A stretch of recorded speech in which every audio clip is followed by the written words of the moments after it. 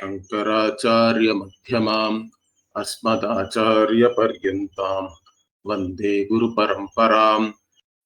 Om Sahana Bhavatu Sahanau Bhunaktu Sahaviryam Karavavahai Tejasvinavadhitamastu ma vidvishavahai. Om Shanti Shanti Shanti. Akhandam Satchidanandam Avang Manasa Gocharam Atmanam Akhiladharam Ashraye Bhishta Siddhaye. So, in the Vedanta Sara, we were actually looking at the Anubandha Chatushtaya, the four-fold connections itself, which are enumerated by the author here: Adhikari, Vishaya, Sambandha, Prayojana. Out of these four, we are only looking at the Adhikari right now. Who is qualified to study? And Adhikari was defined here. The main definition is Sadhana Chatushtaya Sampannaha, the one who has the fourfold qualifications or fourfold means to attain this moksha and jnanam, in fact. So, but how does one become this sadhana chatushtaya sampanna, one who is endowed with these qualifications? That also the author has given here. All this, whatever adjectives, these adjectives which are there, it is only telling you how one can become this sadhana chatushtaya sampannaha. Means one has to give up kamya and nishiddha karma. Okay, activities purely based on one's desire and also prohibited activities. Do whatever activities which are mandated for you on a daily basis or on occasional basis. Okay, on special occasions, whatever has been mandated for you daily and on special occasions. And also do mental activity, upasana, correct? Meditation, etc. And in this manner, you get rid of all your impurities, okay, and also have a certain mental disposition which is conducive for knowing yourself. Okay, so the adhikari is a knower, pramata, who is endowed with these fourfold qualities, and how to get the fourfold qualities also has been given here. And then since he is introducing all these words, kamyani, nishiddhani, nityani, naimittikani, prayaschittani also is there, and upasanani, all these things we saw already. The author himself is defining all those things. What are the characteristics? And then what is the use of doing nitya karma? Buddhi shuddhihi. So it purifies your anthakarana, your internal organ or mind in general. Now purity means what is impure also we have to understand, that we have seen already. Impurities are nothing but your own raga dvesha, binding desires, binding likes and dislikes, and other things which are born out of it, correct? Jealousy, pride, so many things are there, sixfold enemies of oneself. So to get rid of all that, you have to do whatever has been mandated for you, your own duties. Whatever roles you are playing, each role comes with a certain duty. Do your duty, but don't be interested in the limited results of those activities. You are only interested in moksha. So with that attitude, when you do, you overcome your likes and dislikes. You become a master of your own likes and dislikes. There has to be a certain mastery over your own raga dvesha. Then you have a pure mind. And also the upasanas also are there. Okay. And with that, again you gain chitta ekagriyam, one-pointedness, concentration, ability to focus on a particular subject matter Like this you can say. So these are the important things for a mumukshu. Understand that. Normal person also who is a Vaidika, they will also do Nitya Naimitika karma. They can also do Kamya karma. Of course, Nishiddha karma, a Dharmika person need not or will not do. But for such a person, Buddhi Shuddhi is not the main thing. Or even doing Upasana also they will do, but not for only Chitta Ekagriya.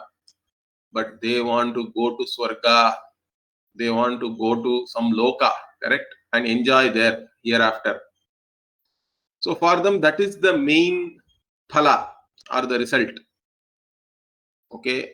But for a mumukshu, the main phala, the main prayojanam, mukhya prayojanam we can say, is that I want to purify myself and I want to gain a certain mental disposition where I can focus on anything, the given subject matter. So what is the main phala for others also this author gives, which is the avantara phala for the mumukshu, okay, or the byproduct or incidental result, you can say.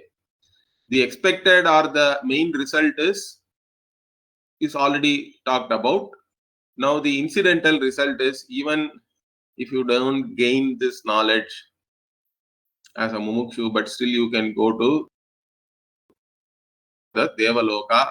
For that, he is also quoting the Brihadaranyaka Shruti. Then we came to this sadhana chatushtaya itself. Okay. So here, what are the sadhanani? Nitya vastu vivekaha, iha mutrartha phala bhoga viragaha, samadhi shatka sampattihi, mumukshutvam. Like this, the four-fold qualifications. So now you can see Anubandha Chatushtaya is there. Within that we are looking at the Adhikari, and for the Adhikari only we are seeing the Sadhana Chatushtaya Sampatti, it is called. Within that again we have to see those, what are these? Okay. So in that again he is saying each one. Nitya Vastu Viveka, what is that? So I think we did up to 15th previously. Now Nitya Vastu Vivekaha tavat brahmaiva nityam vastu tataha anyat akhilam anityam iti vivechanam. So vivechanam, discriminatory knowledge. In Tamil we say paguttarivu. You discriminate and you know this is this is that, like that. With some clarity, you know different things. In fact, discrimination has become a bad word nowadays. But viveka is the word we have in Sanskritam. It is supposed to be something which is essential for you as a knower. In fact, discrimination we have to do. It is not something wrong. Only if you discriminate because of some dvesha, okay, that is okay, that can have a bad connotation. The English word discrimination has different connotation. Or here we can say vivechanam means you analyze and arrive at this is that, like that, with clarity. Now what are we analyzing here, or what are we discriminating between? What is nitya and what is anitya? Okay. So what is eternal? What is there always? Always means it was there, it is there, it will be there. So eternal start in time. Understand this, because many other theologies also talk about eternal heaven. Not only foreign theologies, even Indian theologies talk about that. Eternally you go to Vaikuntha, eternally you go to Golok Vrindavan and you will be there eternally. All these things are there. You will go to Kailasha and you will be there eternally. No, this doesn't work. Eternally means it cannot start. If it starts in time, it will end in time, it will end with time itself. Time itself is something created for us. So something which starts in time, it will end in time. So something which is starting cannot be nitya. Understand that. So nitya means it has to be there. It is there even now. It will be there always. That means it transcends time itself. It is not limited by time. It is the very basis of time, in fact. Time is something which is superimposed on this vastu. That alone can be nitya. And all other things which are there in this space-time, all of that, tataha anyat akhilam, everything other than that one vastu, they are all anityam. So the anityatvam of this world, all of us know that, correct? Whatever we achieve in this life also, we have all had our own experiences. We have gone after different things in our lives. Whatever you have achieved, you can never claim that it is permanent. It will be there always. Nobody can say that, okay, I have built a house, pakka house with stones. It will be there always. Means that also you cannot say. If there is an earthquake or something, it can go. Or there is a tsunami, it is swallowed by the sea, if it is near the sea. Like this, many things can happen, which are not even in your control. So nobody can say that whatever I have achieved, it will always be there, because it is limited. Whatever you achieve is a result of your own action. Action itself is limited, and any result of action also is always limited. It cannot be always there. So that is why we have to understand that everything in this creation, all is subjected to time. And anything which is subjected to time, anything which comes into being in time, anything which is created will also be destroyed, or it is at least changing, correct? Change itself is a continuous destruction only. So the baby has become the adult now. The baby's body has changed, and each change is like destruction and getting reborn only. So we can understand this very well, that whatever is there in this world, all that is anityam. All scientists also accept that. They all know that. But where do we know the nitya? Who will tell us what is nityam means? That has to come from the Shastra alone.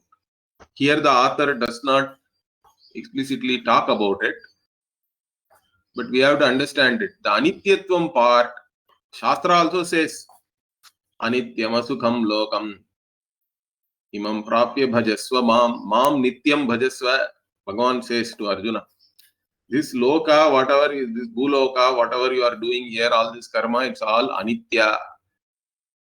Your birth here also is a result of your karma only. Karma phala only is fructifying as this life. This life we have got, life of a human being. We don't know whether we will get it again or when you will get it, etc. So whatever you have got now, you have to utilize it.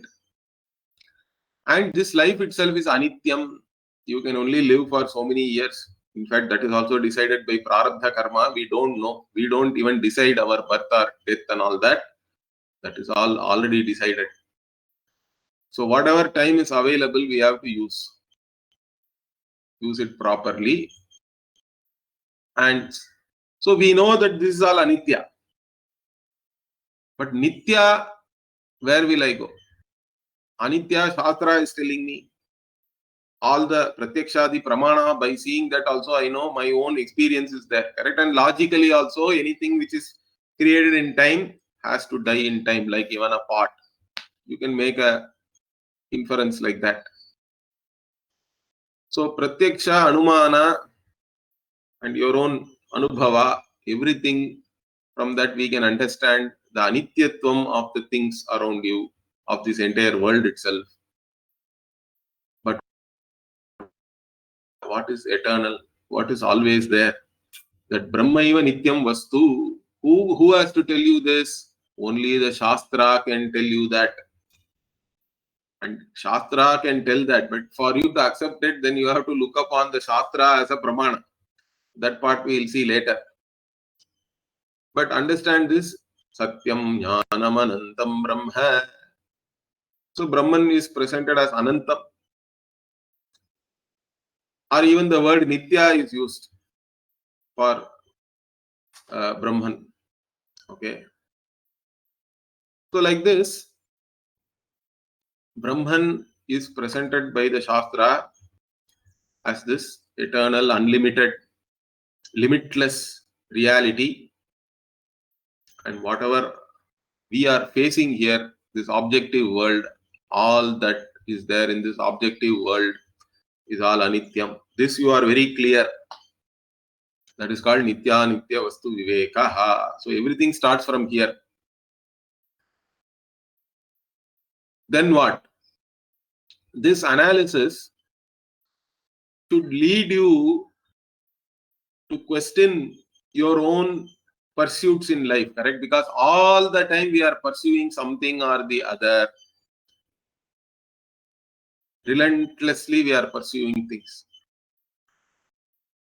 And why do we pursue things? Because we think that by attaining something, we'll be free of a certain limitation. Because we look upon ourselves as limited beings, wanting beings, and we want to get rid of the want. We want to be free from wants. But freedom from wants, you cannot get by adding some limited things to yourself. Any amount of addition of limited things is still limited. You cannot become limitless or free from all limitations. But still you never stop. Instinctively we are going for freedom from limitation. That means I am really only looking for the limitless. This is what you have to understand. And Shastra is presenting Brahman as the limitless. Means no, okay, I want to achieve this Brahman. I want to become Brahman. You can say that become, of course, is in quotes. Okay, there is no real becoming, because if there is a Brahman, it has to be already there, I told you. And it cannot be different from you. If it is really limitless, Ananta, it cannot leave you out, correct? And still claim that it is Ananta. If it does not include you also, it will become Antavat. Means it will also be limited by you. That is what we call Vastu Paricheda. Desha Paricheda, Kala Paricheda, like that we say. Space-wise limitations are there, but Brahman doesn't have that. Time-wise limitations are there, we see that, but Brahman doesn't have that. And object-wise also Brahman is not limited. Brahman is all the objects are nothing but Brahman. How can you say that? It is like saying that in the gold universe, where you have thousands of jewelry, millions of jewelry, different rings, different chains, different kinds of ornaments, all of them are nothing but gold, correct? Gold is the one which gives very existence to all the ornaments. All the ornaments were gold, all the ornaments are gold. Even if the ornament form is gone, it is still gold. That is how we are talking about Brahman here. So Brahman is always there, not limited by space, time or objects. And since instinctively I am always seeking the limitless, and Shastra is presenting Brahman like this, then I want to attain this Brahman. I am only interested in this Brahman. Means you want this freedom from everything is mumukshutvam. And then that freedom can only be gained by attaining this Brahman, which is the limitless. If that is your attitude, if you have that clarity, then you are no more interested in gaining limited results of your own action. In worldly pursuits, you are not interested. That doesn't mean you have to run away from everything, but you have a certain objectivity with reference to your worldly pursuits and worldly accomplishments. That is what is the next one, Vairagya. Correct? Viveka and Ihamutrartha Phala Bhoga Viragaha. So Phala, he says, not Vishaya. See, normally Vairagya means with reference to certain objects only we are saying, correct? You are dispassionate with reference to different objects. But so Ihamutrartha Vishaya Bhoga Viraga is not said here. Phala Bhoga Viragaha is said. That is because all the Vishayas which you are enjoying are also results of your own karma phala. I already told you, correct? Even this very life which you are living here is the result of some purva karma only. It is all karma phala. So whether you make lot of effort in this life and gain something, or sometimes with minimum effort we gain something, those are all definitely karma phala only, punya phala. And sometimes with lot of effort also you are not able to gain something. That means this papa is there. It's not allowing you to get whatever you want. So all the things which you are enjoying here, all the different objects, sense objects, vishayas, whatever you are enjoying, it's all the result of your karma. So you can enjoy things in this life. Aihikanam, iha bhavanam. So iha means right here, whatever is there. Aihika means it is coming from iha. Iha word, then tadhita. Aihika. What are those? Srak, Chandana, Vanitadi, Vishaya, Bhogana. So, Srak means all this mala, okay, garland, etc. Then Chandana. So, these are all only Upalakshana, means they don't, it's not that only the mala you are going to enjoy, correct? Mala means in our country at least, we want to respect somebody, we want to welcome somebody, means we put mala, correct? And you enjoy that because that status, that welcoming, that respect which we receive is something we enjoy. We even covet that desperately sometimes. So Srak means it is telling that all this, whatever recognition you want, that is all this Srak. Chandana. Chandana means sandalwood, means fragrant. Also Chandana is used in our culture. You apply Chandana all over your body also. It is like a ornament, like a cosmetic. So Chandana will be a Upalakshana for all the embellishments which you like to make to yourself and then feel good about it. Nothing wrong, but I'm saying that is correct. You enjoy recognition from others, respect, welcome, etc. from others. You also enjoy certain things by decorating yourself and enjoy it yourself. Correct. Then Vanitadi. Vanita means women, means all relationships. As human being, we cannot enjoy alone. We need company.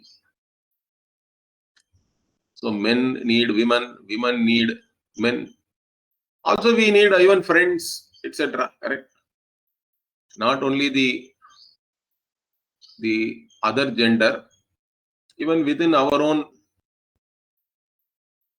also we require company. So Vanita means all kinds of relationships, the enjoyment which we gain from relationships. Adi Padati, you can include so many other things, whatever it is. Okay, whatever you can enjoy, any pleasure in this world. Okay, Vishaya Bhogana. So all the enjoyment of all these different objects. What are they? Karma Janyataya. They are all karma. Whether you accept Adrishta karma, but even those who do not accept the Adrishta, Drishta Phala is there. Right? You do some action, you gain the result of that. That everybody has to accept that. But as Vaidika, as people born in this dharma, we also say that any action has two results. One is Drishtapalam, means whatever you immediately experience. And Adrishta also is produced, Papa or Punya. Depending on whether you did the right thing or wrong thing, you either gain Punya or Papa, and again that will fructify later as pleasant or unpleasant experience. So, Karma Janyataya means both Drishtapalam and Adrishtapalam, they are all born out of karma. So karma can produce immediate results which you experience, but karma also accumulates this adrishta phalam which will fructify later on. But whichever way it is all anitya, because karma itself is limited, and the karma phala, the results of action, are also limited. Anityatvavat. Similar to that, okay, see, in this world, whatever you achieve, accomplish, it's all anitya. That similarly, what about going to some place, correct, after death? There, some confusion is there. In fact, whatever you achieve here, it is all anitya. Everybody agrees. There is certain consensus or unanimity in that. But there is a confusion with reference to going to heaven. So all this heaven business is all tourism promotion, like that my Guruji used to say. It's all tourism promotion, because tourism promotion, they always show you nice pictures and all that. But when you go there, it may not be exactly like that, because tourism promotion means you only take nice. Nowadays, you can even alter it with Photoshop and all that, correct? You make it look very good. All these models also, they apply different filters, they say nowadays. Okay, previously, at least really you have to put some makeup and all that. Nowadays, even that is not required. You take a photo, you can do makeup with software, Photoshop. You can apply different filters, take care of touch up. You can do on the computer screen itself with a mouse and create a nice picture. It does not represent the reality, because when they are promoting something, they don't want to show all the garbage there, correct? It is also there, but the reality is there everywhere. Garbage, how do you dispose, is the biggest problem in the world, I think. In fact, one scientist known to me, he once said that we will be the first civilization, this modern civilization, who will be destroyed by their own garbage. So that is a big problem today anyway. Hopefully we'll find some solution. But anyway, this Swarga, going after life, going somewhere, and we can there ever after enjoy there. This kind of a confusion is there in all theologies. It is there, and theologies are also promoting that aggressively. So you have to have some clarity there. So he says, whatever you have achieved here, it is all karmajanya, it is all anitya. It is the same for going somewhere also. Veda doesn't say that there is no swarga or anything. Veda is the first pramana which anyway talks about swarga. But the main important point there, we have to understand, swarga also is karma phala. It is because it is a result of your own action only. And since it is a result of your action, once the karma is gone. So that is why Veda says, karmachito lokakshiyate, punyachito lokakshiyate, like that. Punyachito loka means what? Your punya karma. This punya only fructifies after your death, as you are going to some loka and enjoying there. But that punya, once it is exhausted, chine punya martya lokam vishanti, again you have to come back. You cannot be there forever. Okay. Because it is also a result of your action only. So he says, anityatvavat, Amushmikanam api amritadi vishaya bhoganam anityataya. So amushmika means what? Amushmin bhavaha. Amushmin means there. Iha means here. Amushmin means there means what? After your death, wherever you go, there, because of your punya, you went there and you are enjoying amritadi. Amrita is there. Devaloka means some kind of a nectar. Because of that only Devas, in fact, in Devaloka, it is said that you don't have any childhood problems and all that because there is no childhood. You go there and you start enjoying straight away. And there is no disease and death and all that also. You are always in the same form. And Paroksha Priyaha Deva, you don't have to even consume something to enjoy it. You can enjoy things without consuming. See how beautiful. But that will also go away. Once the punya is gone, you will disappear from the Devaloka. There is no death, old age, death and all is not there, but you will still disappear from there. So whatever Amritadi Vishaya Bhoga, this whatever enjoyment you had of different things in the Devaloka also, they also have to come to an end. Anityataya, they are also Anitya. Like whatever you are enjoying here, whatever you will be enjoying there also is not forever. So that you understand, because everything is karma phala. Therefore what? Tebhyaha nitaram viratihi. So tebhyaha viratihi. So you are dispassionate towards all these things. You don't have to hate. Vairagya is not hatred or anything. Simply understanding things for what they are, what they can really give you, what it cannot give. Money has purchasing power. Nobody can deny that. But if you think money is the one which is giving me happiness, then you are actually superimposing a quality which money does not have. So we have to be objective towards things. That's it. And it is not your main. Money is required for everybody. Whatever a minimum standard of life is required for everybody. Those things are not a problem.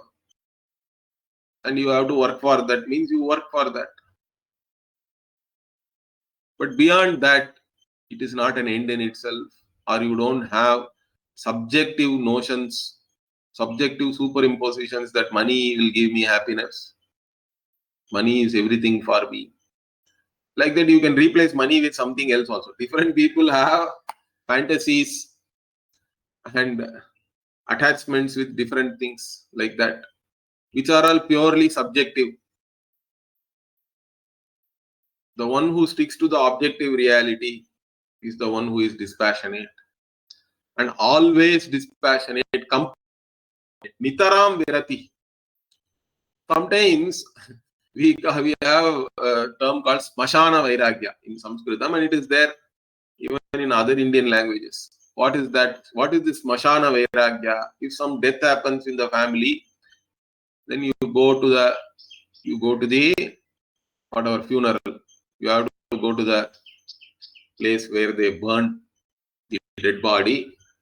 You go there, you suddenly feel, what is all this? This life is going to end anytime.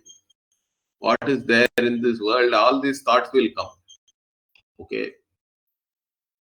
But it will be there only for a couple of days, I think. Or even if it is there for a couple of days, it is a lot of time. As soon as you come back from the whatever funeral, it is gone. During the funeral, you had certain vairagya.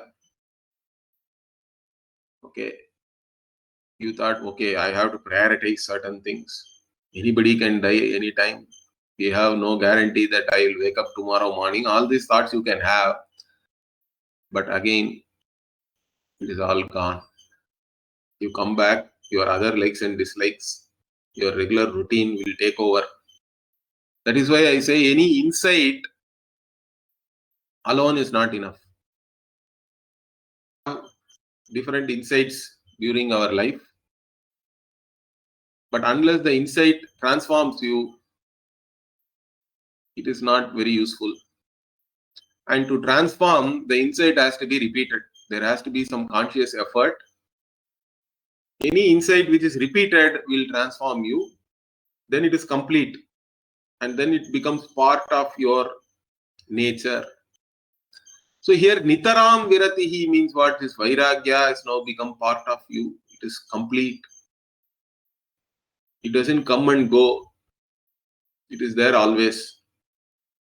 This knowledge, this clarity, this Viveka has now become Vairagya, and it is also there always. The knowledge has to be always available. That availability, only this Nitaram word, it is actually telling you. So Vairagya has to be born out of certain Viveka, certain understanding. It cannot be forced. Forced means it will become suppression, correct? Discipline and all that. You can have discipline. Leading a disciplined life is not a problem.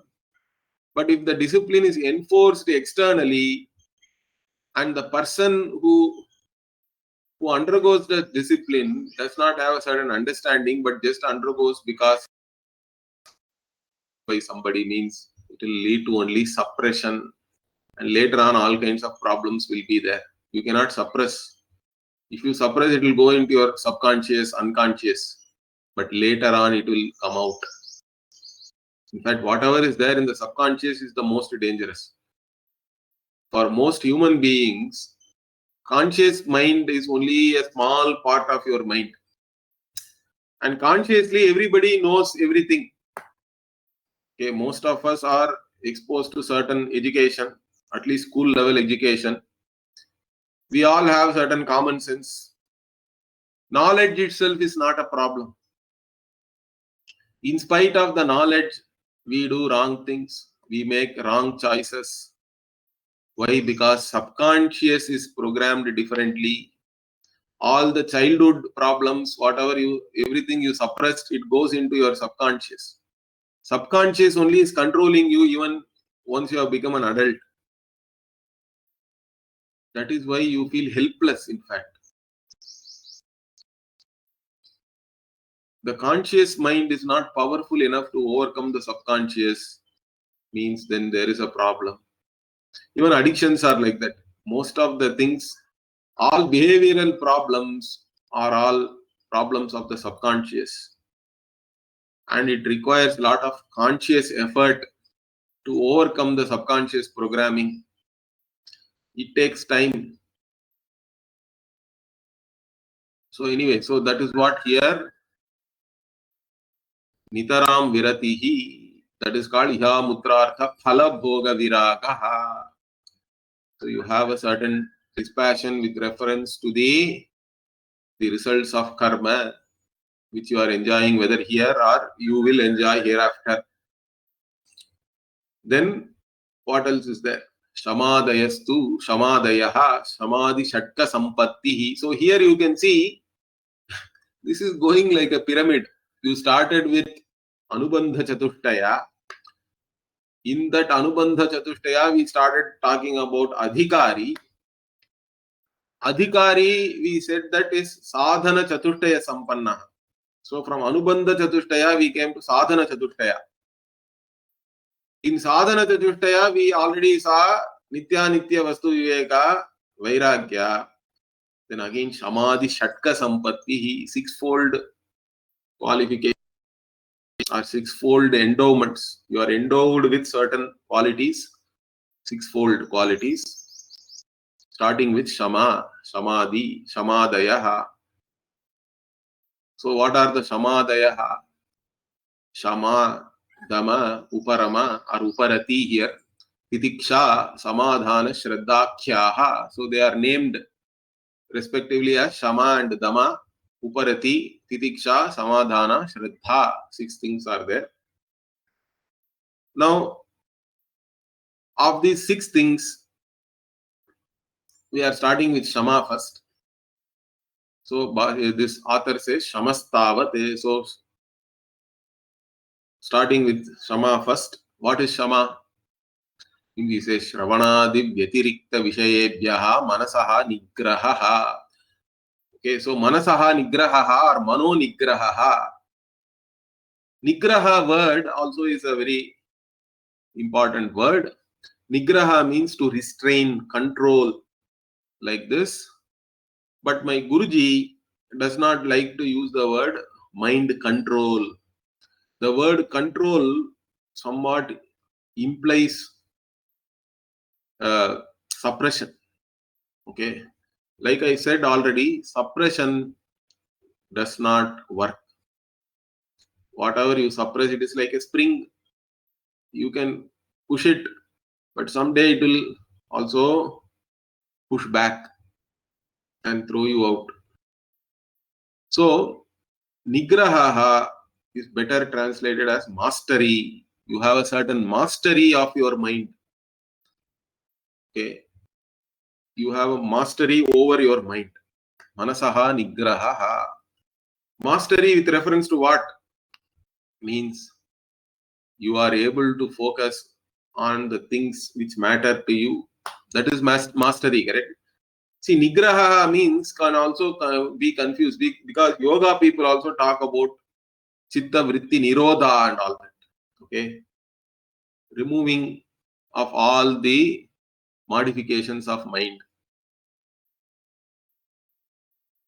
Okay, or stopping all the modifications of mind.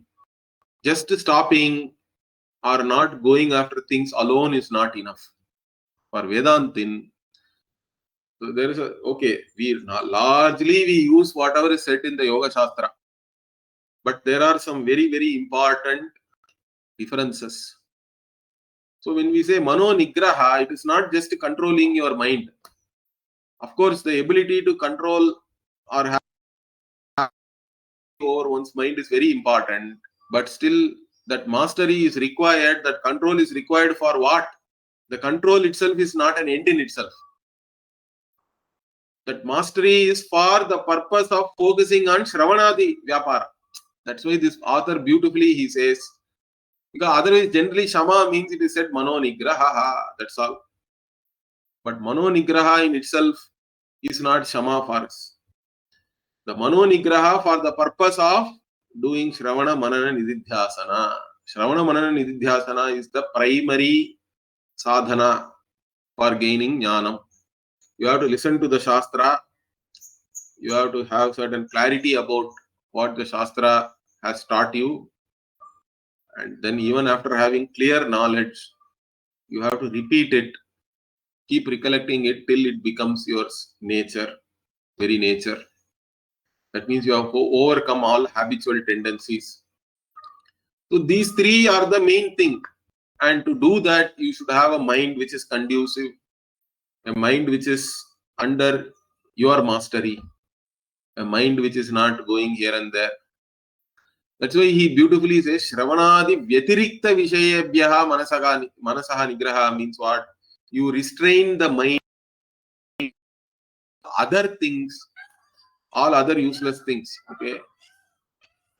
Other than doing this Shravana Manana Nidhyasana means other than whatever is conducive for your moksha, for the Vedanta, for understanding Vedanta. So whatever is conducive for understanding Vedanta, that is fine. That means, see, you have a computer, you have a phone, you have internet, you can use that for any number of purposes.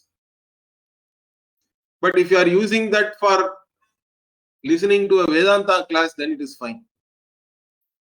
But the same thing if you are using for something else, you are just binge watching Netflix, it is not very useful. Okay, you can do binge watching of Vedanta classes, that is fine. Okay, still you have Manasaha Nigraha. If you can do that, that is. But so the idea is that whatever you do for the purpose of your own moksha, for the purpose of gaining knowledge. Everything else you restrain, you have a certain mastery over your mind that you are able to disassociate from all other pursuits, all other things which can actually be attractive also sometimes, correct? Mastery of mind So Shravanadi Vyatirikta Vishayabhyaha, he puts a rider there. It's a beautiful thing, very important thing also. That is what differentiate the Vedantin from a yogi. Then Damaha. See, having mastery over mind is not important, not very easy. Because mind has many samskaras. Samskaras means impressions. Like I said, subconscious is there. Many times, whatever comes in your mind is not under your conscious control or anything, correct? Things, mind by its very nature, it is going here and there only. It has to associate with different things. It keeps on jumping, etc. So you have to have a lot of alertness. Even with lot of alertness, the mind can still be not tranquil. But what you can start with is the Bahendriyanam with tad Vyatirikta Vishayebhyaha Nivartanam. Dama is the one you can start with. Indriya Nigraha, otherwise it is called. Means what? The external organs, the sense organs, whether it is sense organ or organs of action, that you have certain restraint over that certain activity. Because Shamaha means if you never get angry, if you do not have any emotional problems, that is Shama. But then your mind is always available for Vedanta, Shravana, Manana, Nidhyasana. But that is not very easy to start with. But where you can work or start is what? Dhamma. Even if you are angry, you express it in a proper manner. Expression is very important, correct? That is the Indriya only has to express it, whether it is sense organ or organs of action. So express your emotional problems. Everybody has, but express it properly. Try to resolve it. Work on that. That is all Dhamma. So here, in fact, the author specifically says, even the Bahya Indriyas has to be only used for the purpose of again Shravanadi Vishayas. Correct? So Tadvyatirikta Vishayabhyaha here means same thing. Shravanadi Vyatirikta Vishayabhyaha. The Tad is for Shravanadi. So other than Shravana, Manana, etc., all other have to withdraw. Even your sense organs and organs of action should withdraw from that and focus only on whatever is relevant for your moksha. Of course, in this, if you are a grihastha, depending on your ashrama, you have roles and duties, etc. Those things you have to still pursue. Nothing wrong in that. Because that is with the yoga buddhi, if you do your duties, it is going to help you. It is going to make you pure. So, that is why this Tadvyatirikta is very important again. It is not some just you just withdraw everything and sit like, of course, the analogy of a turtle or a tortoise is given, correct?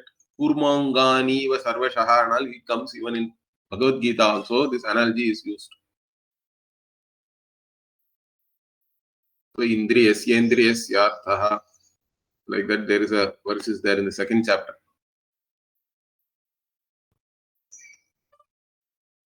So you withdraw from everything, but how do you withdraw? By focusing on whatever is important for you. Just withdrawing and sitting is not possible. It is very difficult, in fact. The idea is to not just withdraw also, but you withdraw and then focus on moksha, which is the only purushartha which really matters. So that is why here Tadvyatirikta Vishayebhyaha is very, very important again. So even whether it is your mind or your indriyas, you withdraw and focus them on only the thing which is important for you, which is the pursuit of moksha, which is the pursuit of self-knowledge and the pursuit of understanding the Vedanta. So that is what is actually said as Shama and Dama. The other things we'll see next week. Okay, so Om Purnamadah Purnamidam Purnat Purnamudachyate Purnasya Purnamadaya Purnamevavashishyate. Om Shanti Shanti Shanti. Hari Om Shri Gurubhyo Namaha. Hari Om.